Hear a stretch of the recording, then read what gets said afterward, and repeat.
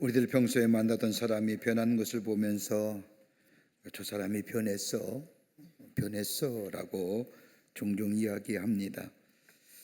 그런데 변했다고 말할 때 무엇을 통해서 내가 만난 사람의 변화를 알 수 있을까요?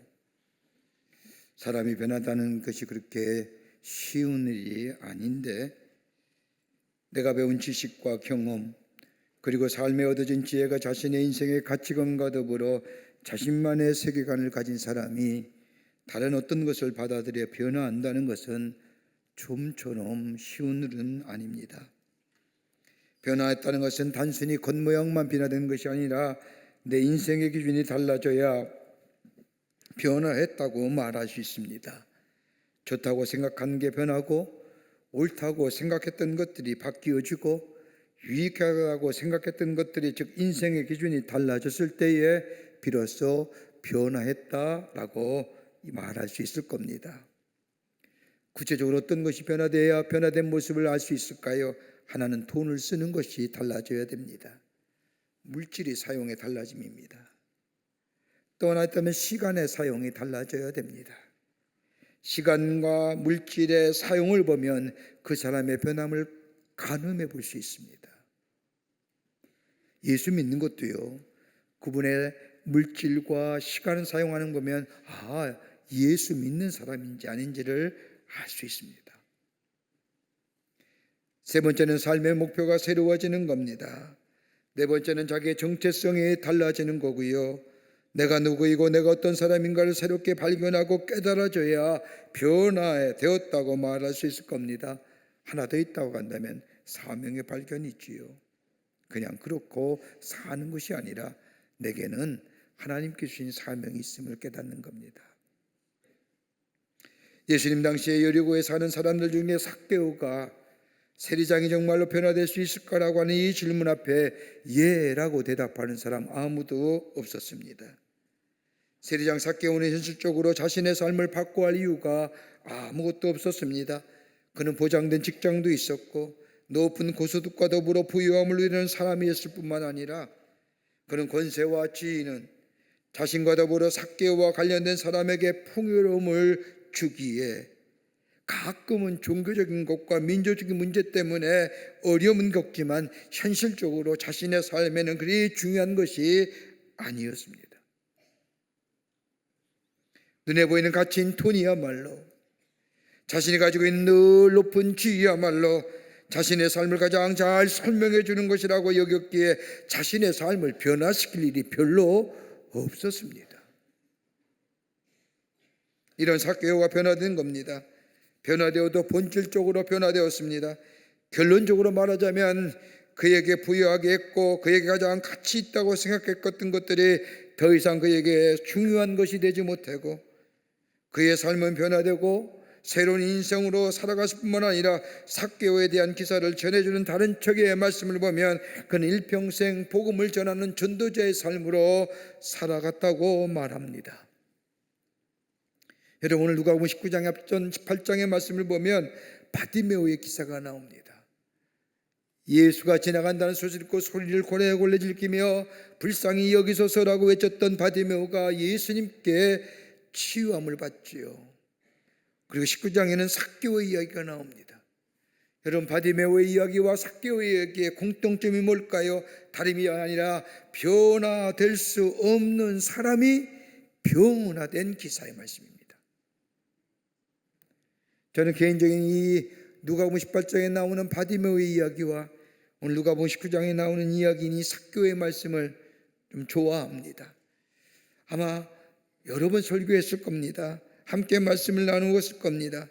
그런데 말씀을 읽고 묵상하면 묵상할수록 제게는 큰 감동으로 다가오는 말씀입니다. 더 귀한 것은 제가 어려서부터 이 말씀을 들었거든요. 삭개오라는 사람이 있었는데 뽕나무에 올라가서 예수 만났다. 주일학교에서 하도 귀가 모이기 받도록 들었습니다. 나이 들어서 조금 생각하며 또 말씀을 전하면서 말씀을 읽을 때마다 내 안에 또한 큰 감동으로 다가옵니다. 변하지 않을 것만 같았던 이 삭개오, 어떻게 변화될 수 있었을까요? 이에 변화된 모습은 어떤 모습일까요? 우리가 정녕 예수를 믿든 아니 믿든 내 안에 생명이 있다면 변화를 추구하는 사람일 텐데, 그리고 예수 안에 구원받은 사람, 내 삶에 좀 더 깊은 차원에서의 예수와의 만남을 통하여 내 삶에 변화가 있기를 원할 터인데, 어떤 변화를, 어떻게 하면 변화를 누리며 어떤 변화를 가질 수 있을까요? 함께 말씀을 나누며 은혜 받기를 원합니다. 첫째는 말씀을 들었다는 겁니다. 오늘 본문의 말씀에 보면 삭개오는 예수님에 관한 말씀을 많이 들었습니다. 삭개오가 살았던 여리고성은 이스라엘에서 큰 성 가운데 하나였을 아니라 많은 사람들이 오고 가는, 그래서 상권이 발달한 상업의 도시요 문화의 도시였습니다.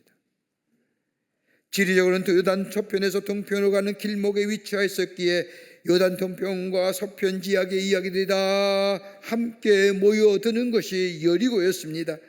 그런데 사람들이 오고 가는 이야기 가만히 삭개오가 들어보니까 온통 예수님에 관한 이야기뿐입니다. 병을 고쳤다는 등, 죽은 사람을 살리셨다는 등 예수님의 행하신 많은 일 가운데 삭개오에게 특별히 관심을 끄는 일이 이야기했다고 한다면 보리떡 5개와 물고기 2마리로 5,000명을 먹이신 사건입니다. 유독 예수님의 많은 이야기 가운데 삭개오가 물고기 2마리와 보리떡 5개로 5,000명을 먹이신 사건의 이 기사에 관심을 갖는 이유는 직업적인 겁니다. 어떻게 하면 세금을 부과할 수 있을까? 부가세지요. 그런데 또 하나 삭개오가 관심을 가졌던 이야기는 자신과 같은 직업을 가진 당시의 죄인의 대명사가 부리는 세리 같은 사람, 그 세리장이 다름 아닌 자신과 같은 직업에 종사했던 세리 가운데 마태란 사람이 예수님의 제자가 되었다는 그 이야기를 들을 때에 삭개오의 마음에 큰 울림으로 다가오는 겁니다. 여러분, 우리가 삶을 살면서 무엇을 듣느냐가 굉장히 중요합니다. 어떤 말을 들으면서 살아가느냐가 따라 우리의 삶이 달라집니다. 긍정적이고 적극적인 이야기를 들으며 소망 가운데 이야기를 듣는 사람은 그 인생이 적극적이고 긍정적인 인생이 되며 소망에 찬 인생이 되지만은, 부정적이고 염세적이고 패배적인 이야기를 듣는 사람은 그의 삶의 태도가 부정적이고 염세적이고 패배적인 삶을 살아가는 것을 보게 됩니다. 그러기에 많은 기독교 상담학자들이 이야기하기를, 사람들을 병들게 하는 것을 보면 그가 무엇을 경험하고 무엇을 듣고 사느냐에 따라서 그의 병을 알 수가 있다는 겁니다. 여러분, 우리가 듣는 말 가운데 어떤 말이 우리의 용기와 꿈과 소망을 주는 말입니까? 네, 어떤 말을 들으면 그 말 한마디가 우리의 마음에 비수로 꽂혀서 밤잠을 이루게 하지 못하는 말도 있음을 보게 됩니다. 그러게 들려오는 수많은 말 가운데 무슨 말을 듣느냐가 중요합니다. 여러분, 많은 말에는 첫 번째는 입에 말이 있습니다. 본대로 느낀 대로 바로바로 말하는 말. 여러분, 좋은 것 같지요? 애들로 얘기하지 아니하고 그냥 있는 대로 솔직하게 표현하지요. 그러나 그 솔직한 표현이 때로는 듣는 사람에게 아픈 상처와 그리고 아픔을 가져다 줍니다. 또 하나의 말이 있다면 머리로 전하는 말입니다. 머리로 말하는 사람입니다. 지식을 전달하고 지식을 축적하게 하는 말입니다. 그런데 뭐예요? 여러분, 그런 사람 같이 있어서 이야기하면 얼마나 피곤해요. 가르치려고 하고 판단하려고 하고 비판하게 하고. 또 하나의 말이 있다면 가슴의 말을 하는 사람입니다. 가슴의 말은 사람을 위로하는 말입니다. 그 말 한마디가 나로 하여금 용기를 주며 위로를 주며 따뜻함을 가져다 줍니다. 여러분, 요즘에 이런 사람 만나기가 좀처럼 쉽지 않아요. 그런데 또 하나의 말이 있다고 한다면 영혼을 일깨우는 말입니다. 이 말을 들으면 내 삶을 돌아보게 하고 내 속에 잠자고 있고 거룩하고도 좋은 영혼을 깨워주는 말입니다. 영혼을 다시금 일깨워서 나로 하여금 새롭게 나의 삶을 재구성하는 데 도움이 되는 말, 영혼을 깨우는 말. 삭개오에게 들려온 예수님에 관한 일, 예수님의 행하신 일, 예수님의 하신 말씀, 이 모든 것은 삭개의 귀에 들려올 때에 예수님이 하신 말씀이나 행하신 일은 잠재던 삭개의 영혼을 깨우기에 충분한 말들이었습니다. 이 세상의 것에 만족함에 더 이상 것은 없다고 생각했던 삭개에게 예수님의 말씀은 삭개의 영혼을 두드리게 할 뿐만 아니라 그가 지금 내 삶의 전부여, 이것이 다 물질이야 라고 생각했던 그에게 더 가치 있고 아름다운 삶이 무엇인가를 눈뜨게 하였던 계기가 된 것을 보게 됩니다. 여러분, 로마서 10장 17절의 말씀을 보면 믿음은 들음에서 나며 들음은 하나님의 말씀으로 말미암니라고 하는 말씀처럼 말씀을 듣는 것처럼 중요한 것이 없습니다. 여러분, 신비로운 체험이나 기이한 일들을 통하여 우리의 믿음이 자라나는 거 아닙니다. 여러분, 이런 믿음은 쉽게 시험이나 어려운 일이 생기면 낙심하고 절망하게 되지만은, 그러나 말씀을 들음으로 인하여 자라나는 믿음은 어떤 어려움이나 시험이 와도 넉넉히 이겨낼 수 있습니다. 감당할 수가 있습니다. 여러분, 그렇다고 한다면 어떻게 사는 것이 말씀으로 사는 걸까요? 말씀을 듣는 겁니다. 선포되고 계시되고 기록된 말씀을 듣는 겁니다. 말씀을 들으며 산다는 것이 말씀이고 생명이기에 말씀을 들을 때에 우리의 영혼이 깨달아지고 우리의 영혼이 살아납니다. 말씀을 들을 때 마치 메말라진 나무에 물을 주어 생명을 살아나게 하듯 우리의 말씀을 들을 때 우리의 영혼이 살아납니다. 꿈틀거리는 역사가 나타나는 겁니다. 그러게 다윗은 시편 119편 103절 말씀에 주의 말씀에 마치 어찌기 내게 그리 단지요 내 입의 꿀보다 더 다나이다. 말씀이 꿀송이보다 낫다는 겁니다. 여러분, 여기에 구원의 축복이 있는 겁니다. 교만한 사람은 하나님의 말씀에 들려오지 않습니다. 여러분, 우리가 잘 아는 말씀처럼 잠언서 16장 18절의 말씀을 보면 교만은 패망의 선방이요 거만한 마음은 넘어짐의 앞점이라고 말씀합니다. 여러분, 교만한 마음, 거만한 마음의 사람 누굴까요? 다른 사람의 말을 듣지 않으려는 사람입니다. 자기가 무엇인가 된 것처럼 다른 사람의 말에 귀 기울이지 않는 사람 무시해버립니다. 다른 사람의 소리가 들려오지 않으면 여러분 멍청해져요. 멍청해지면 망해져요. 여러분, 교만하면 자기중심이 되고 욕심에 가리울 때에 귀가 막혀지고요, 들려오는 말씀이 들리지 않으니요 진리가 떠나게 되고, 진리가 떠나게 되면 그 다음에 뭐예요? 허탄한 것을 쫓게 되는 거예요. 들어야 할 때에 듣지 못하고 듣지 말아야 할 것을 듣기 때문에. 여러분, 하나님의 말씀을 들을 때에 그 말씀이 나로 하여금 예수님의 행하신 일과 더불어 말씀하신 것들을 알게 할 뿐만 아니라 나의 잠자던 영혼을 깨워 나로 하여금 더 가치 있고 의미 있는 삶을 살아갈 뿐만 아니라 아름다운 삶으로 인도해 주는 놀라운 은혜가 임하게 됩니다. 여러분, 하나님의 말씀을 이해하려고 하지 마세요. 하나님의 말씀을 어떻게 풀어서 이성적으로 논리적으로 알려고 하지 마세요. 하나님의 말씀은 진리의 말씀이에요. 그 말씀이 내게 들려올 때에 때로는 이해가 되지 않다 할지라도, 내가 납득이 되지 않다 할지라도 그 말씀을 많이 듣고 들을 때에 어느 날 성령께서 나의 마음 가운데 오셔서 그 말씀을 이해하게 하실 뿐만 아니라 우리에게 받아들일수록 우리의 귀가 열려지는 놀라운 역사가 일어납니다. 그러기에 예수의 말씀을 듣는다는 것은 우리의 영혼을 깨우는 것이요 우리의 마음을 여는 역사가 일어납니다. 요한계시록 1장 3절의 말씀을 보면 이 예언의 말씀을 읽는 자와 듣는 자와 그 가운데 기록한 것을 지키는 자는 복이 있다고 말합니다. 읽는 자, 듣는 자, 지키는 자. 여러분, 교회 나오면 맨날 똑같은 말씀하는 것 같지요?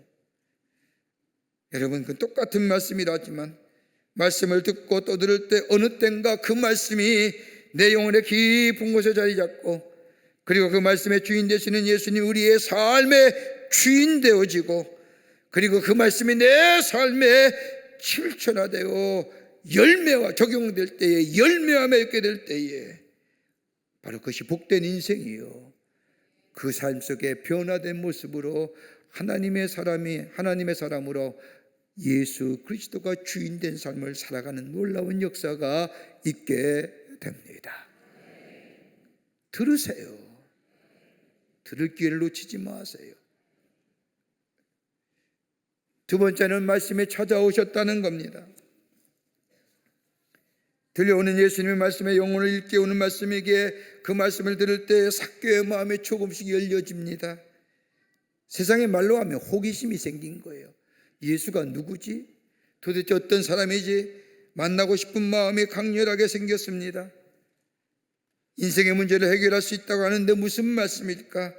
그러면서 예수를 만나고 싶은 마음이 그에게 생겨났습니다. 그런데 삭개오에게는 예수님 만나는데 장애가 있습니다. 하나는 뭐냐? 내면의 장애입니다. 자신은 사회적 권력과 지위가 있는 사람입니다.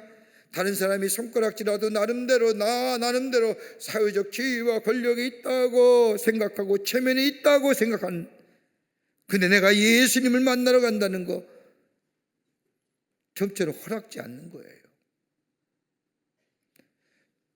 많은 기적과 이적을 행했다 할지라도 예수야말로 저 갈릴리에 저 나사렛에서 태어난 사람이에요. 갈릴리 호수 주변의 사람들에게 복음을 전했다. 젊은 예수예요. 아마도 삭개오보다 나이가 어렸을 거예요. 그런 자에게 사회적 체면과 지위가 있는 자가 나아가서 예수를 만나기 위해서 그 앞에 나아간다. 이거 쉽지 않은 거예요. 또 하나 있다고 한다면 신체적 장애. 키가 작아요. 키가 작아서 사람들 사이에 볼 수 있는 볼 수 없다는 거예요. 낑겨가지고 어떻게 하면 예수님을 만날 수 있을까라는 생각에 예수님이 지나가시는 길가에 나아가 길에 서 있는 돌무화과 나무로 올라가지 않습니까? 신체적 장애가 있는, 이게 좀처럼 예수님 앞에 나아가기가 꺼려하는 거예요. 또 하나 또 한다면 채우지 않는 마음의 공허함과 불안함입니다. 여러분, 삭개오는 열심히 산 사람이었습니다. 척박한 세상에서 잘 살기 위해서는 물질이 있어야 하고 명예와 더불어 권세가 있어야 한다고 생각한 사람입니다. 그런데 다 가지었지만 만족이 없는 겁니다. 공허함과 더불어 불안감, 왠지 마음이 허전하고 불안합니다. 다 가졌지만 무엇인가 부족함을 느낍니다. 이러한 형편과 이러한 사정이라 보면 예수를 만나는 길이 불가능하지만 그는 예수를 만났고 본 마음에 이러한 장애를 극복합니다. 그런데 오늘 본문의 말씀을 보면 삭개오에게 예수님이 찾아오셔서 삭개오를 향하여 삭개오야 내려오너라, 내가 오늘 너희 집에 유하야겠다고 말씀하십니다.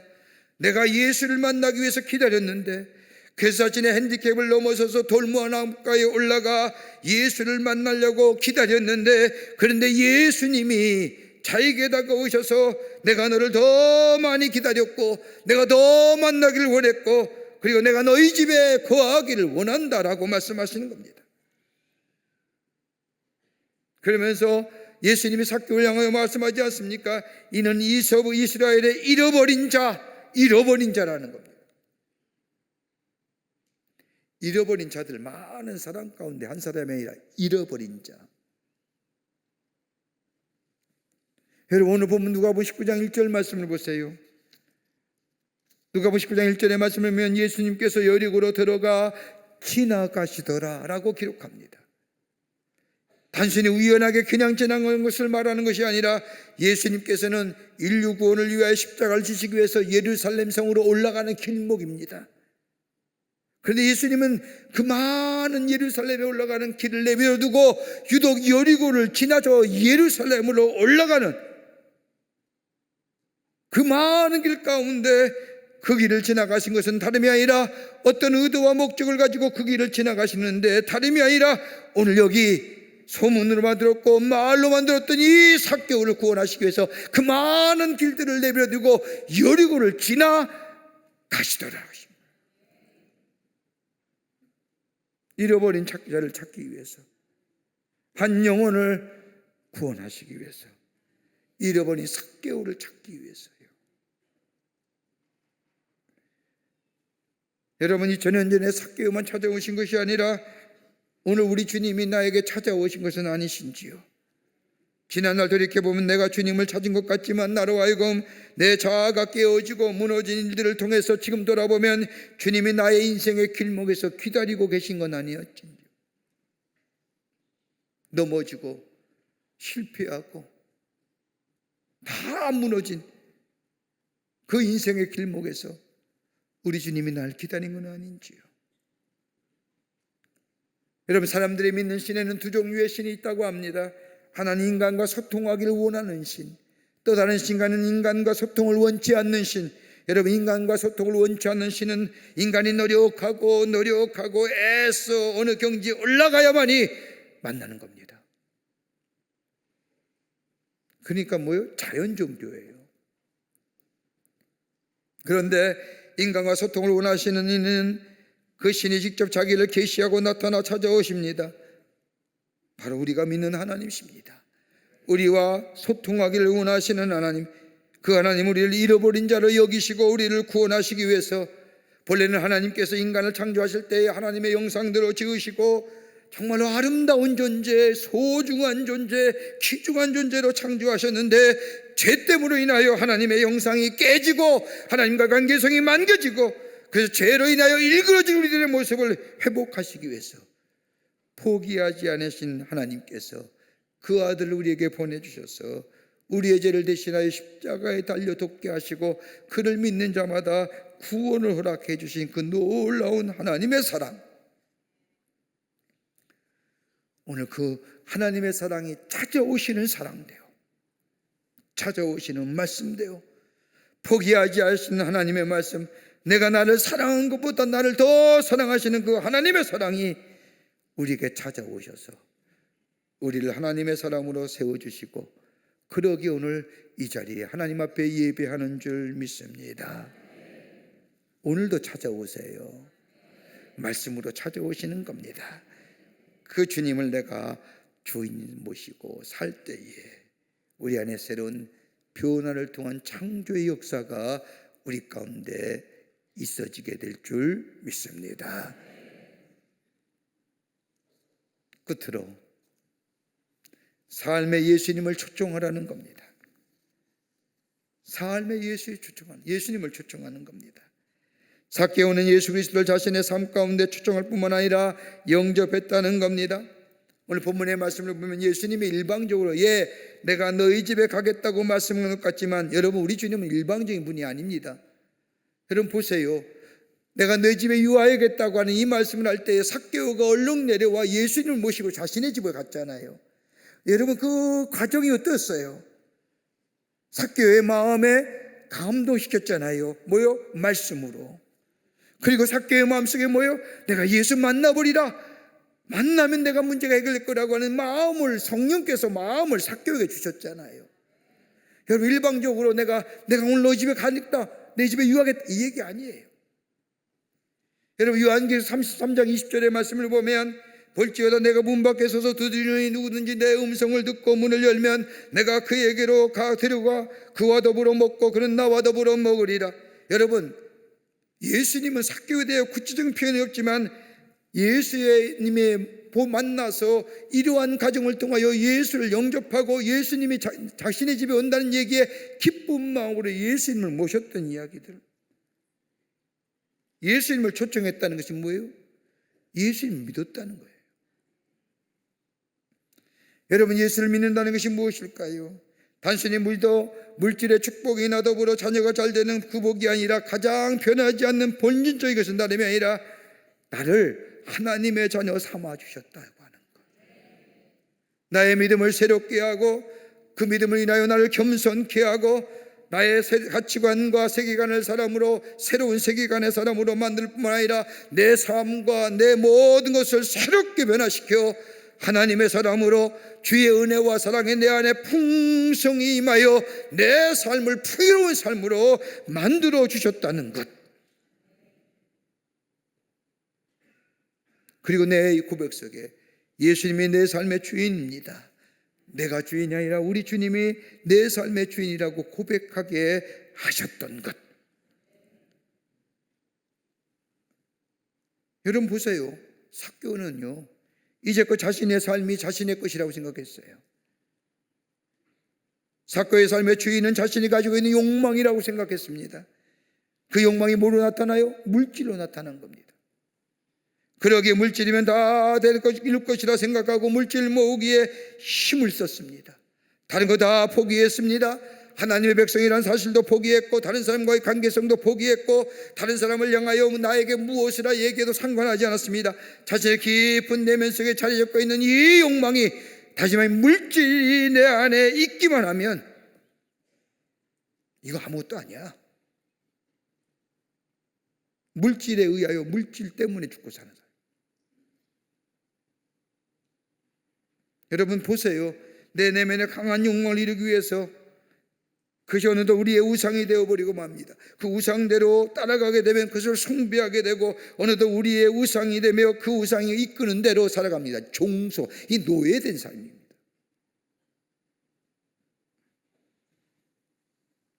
근데 오늘 본문의 말씀을 보세요. 이런 삭개오였습니다. 자신의 욕망을 채워주는 건 물질인데, 물질만 가지고 있으면 내 모든 그 문제가 해결된다고 생각한 사람이었습니다. 철저하게 자기 중심주의. 다른 사람의 아픔이나 다른 사람의 슬픔이나 거두떠보지 않습니다. 내가 더 많이 세금을 거둔다고 해서 그 사람이 힘들어하고 관여 안 합니다. 나만 잘 되면 되는 겁니다. 이랬던 사람이 예수님의 말씀을 받아들인 후에 자아가 달라집니다. 아, 나는 죄인이구나.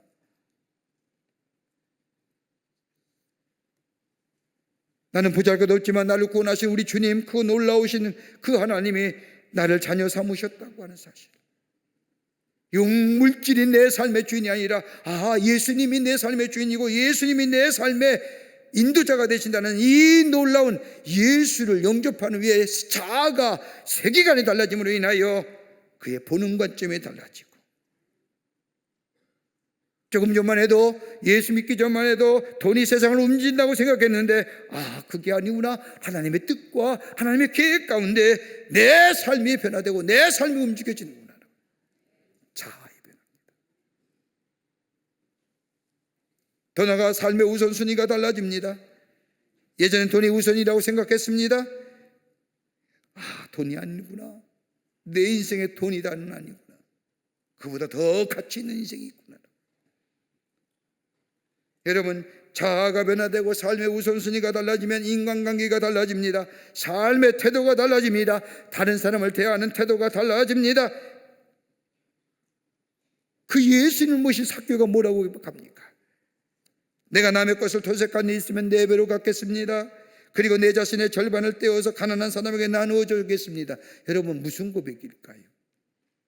삭개오에 있어서의 물질은 전부예요. 생명 그 자체예요. 이거 포기하겠다는 거예요. 여러분, 성경에서 말하는 율법은 10의 1조만 하면 됩니다. 10의 1조만 하면 그 사람은 율법적으로 아무런 문제가 없는 사람입니다.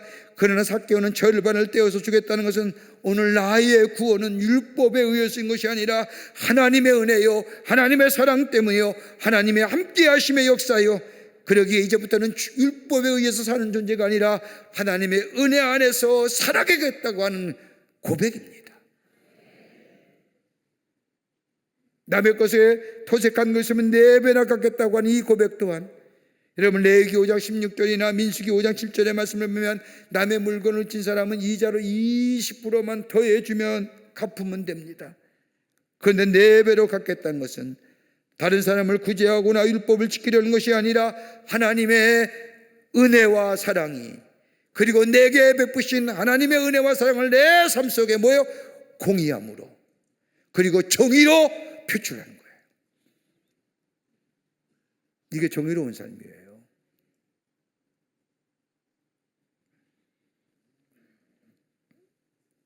태도가 바뀌는 겁니다. 물질의 가짐도 바뀌고, 시간의 개념도 바뀌고, 삶의 목표도 달라지고, 정체성과 사명이 달라지게 됩니다. 새롭게 변화되는, 예수님이 삶의 주인 되실 때, 여러분, 바구니에 과일을 담으면 무슨 바구니가 될까요? 과일 바구니입니다. 빵을 담으면 무슨 바구니요? 빵 바구니가 됩니다. 모양이 중요한 것이 아니라 그 안에 무엇이 담겨져 있느냐, 질그릇 같은 존재지만 예수님이 내 안에 계실 때에 나는 보배로운 존재가 되는 것처럼 내 삶에 예수님을 주인 모시고 살 때에 내 삶은 존귀한 자, 보배로운 자, 그리고 복된 인생의 삶으로 살아가게 되는 줄 믿습니다. 여러분, 인생은 반복이 없습니다. 오늘이 처음이자 마지막이에요. 지금 이대로의 삶이 아니라, 내가 나의 삶의 주인으로 사는 삶이 아니라, 물질이, 건강이, 자녀가 내 삶의 주인이 아니라 예수님이 나의 삶의 주인 되심을 고백하며 우리 말씀이 찾아오십니다. 말씀을 듣는 겁니다. 그리고 예수님이 내 삶의 주인 모시고 살아갈 때에 우리는 참된 변화, 그 변화를 통하여 복되고 복된 인생으로 하나님의 사랑으로 살아가게 되는 줄 믿습니다. 이런 은혜가 여러분과 저 가운데 넘쳐나시기를 주의 이름으로 축원합니다. 하나님 감사합니다. 저희들 주께서 사랑해 주셔서 하나님의 자녀 삼으심에 감사합니다. 예수 믿고 예수 안에서 새로워진 인생으로 살아가는 저희가 되게 하여 주시옵소서. 저의 삶에 살아계신 하나님을 증거하는 삶으로, 주님을 높이는 삶으로 내 안에 변화와 더불어 풍요로운 하나님의 약속의 성취가 이루어지는 저희들로 삼아 주시옵소서. 예수님의 이름으로 기도하옵나이다. 아멘.